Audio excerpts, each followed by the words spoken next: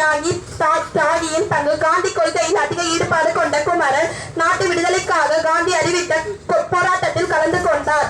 1932 10ஆம் தேதி அன்று காந்தி அறிவித்த போராட்டத்தில் ஆங்கிலேய எதிர்ப்பு போராட்டத்தில் கலந்து கொண்ட போது ஆங்கிலேய அரசுக்கான காவல்துறையால் அடிதடிக்கு உள்ளானார். இதனால் கீழே விழுந்த நிலையிலும் தன் கையில் இருந்த அக்கால சுதந்திரத்திற்கான அடையாளமாக கருதப்பட்ட தேசிய கொடியினை தன் கையில் இருந்து உயர்த்தி பிடித்தவாறு கிடைத்தார். இதனால் இவரை கொடிகாத்த குமரன் என்று கருதப்படுகிறது. இறப்பு 10ஆம் தேதி அன்று சிகிச்சைக்காக அனுமதிக்கப்பட்ட குமரன் 11ஆம் தேதி ஜனவரி மருத்துவமனையில் அதிகாலையில் உயிரிழந்தார். பொதுமக்கள் அவரது இறுதிச் சடங்கில் பங்கு கொண்டனர்.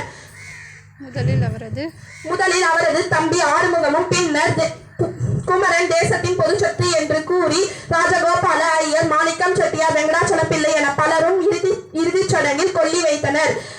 குமரன் மறைந்த ஒரு மாதத்திற்குள் திருப்பூர் வந்த மகாத்மா காந்தி அவரது குடும்பத்தினரை சந்தித்து ஆறுதல் கூறினார். காமராஜர் உயிருடன் இருந்தவரை குமரன் அவ்வப்போது சென்று விசாரிப்பதாக கூறினார். நினைவகம்.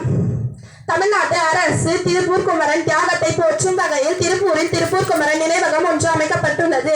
அங்கு தற்காலிக நூலகம் ஒன்று அமைக்கப்பட்டுள்ளது. படிப்பகம் ஒன்று செயல்பட்டு வருகிறது. மேலும் இந்திய சுதந்திர போராட்ட தியாகியின் படங்களை வரைந்து பொதுமக்கள் பார்வைக்கு வைக்கப்பட்டுள்ளது.